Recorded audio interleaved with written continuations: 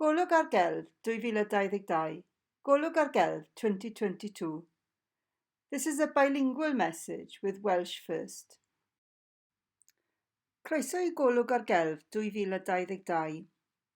Yn y gorffennol, mae Golwg ar Gelf wedi bod yn arddangosfa pop-up sydd wedi cael ei arddangos mewn nifer o wahanol lefydd sef Met Caerdydd, Coleg Celf Abertawe, yr Atom, yr Egin yng Nghyfyrddin, neu fel y gwelir fan hyn yn cynhadledd flynyddol y Coleg Cymraeg Cenedlaethol pan ymwelodd â Abertawe rhai flynyddoedd yn ôl.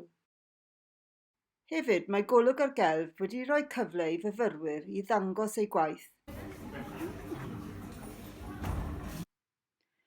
Nid bwriad Golwg ar Gelf yw ei arddangos gwaith gorffenedig, fel byddwch yn gweld ar ddiwedd bob blwyddyn academaidd mewn colegau celf. Ond bwriad Golwg ar Gelf yw i ddangos gwaith mae myfyrwyr yn gweithio arno ar hyn o bryd. Felly gall hyn fod yn profion neu llyfrau braslunio neu sketches, pob math o bethau. Fel y gwelir yn y lluniau o'r arddangosfeydd o'r gorffennol. Yn ystod y pandemig, yn amlwg, wnaeth Golwg ar Gelf symud ar-lein. A trwy symud ar-lein, ni wedi colli y cyfle o gwrdd â bobl, o cael arddangosfeydd, i bita bwyd wrth gwrs, yfed diod, ac i gael bobl i ddod i agor yr arddangosfa i ni. Fel y gwelwn yma, Peter Finimo yn agor yr arddangosfa yn Abertawe, a Robin Thomas yn agor yr arddangosfa yng Nghaerdydd. Eleni eto penderfynwyd cadw'r arddangosfa ar-lein. Mae Golwg ar Gelf yn arddangosfa ar y cyd â fyfyrwyr o Coleg Sir Gâr, Prifysgol Cymraeg Cenedlaethol, Prifysgol Metropolitan Caerdydd, ac eleni mae Prifysgol De Cymru yn ymuno ni hefyd. Cydweithrediad y Coleg Cymraeg Cenedlaethol yw arddangosfa Golwg ar Gelf. Welcome to Golwg ar Gelf 2022.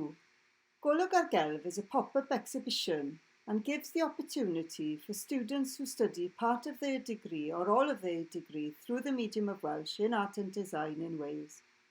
Golwg ar Gelf is normally a pop-up exhibition, and in the past we have exhibited in different places. For example, Cardiff Metropolitan University, Swansea College of Art, in the Atom in Carmarthen, or in the Egin in Carmarthen, or as seen here, in the annual conference of the Coleg Cymraeg Cenedlaethol, this time in Swansea. Golwg ar Gelf gives the opportunity for Welsh-speaking students to exhibit their work. As this exhibition is normally a pop-up exhibition, we do not expect students to exhibit finished work, but rather to show works in progress.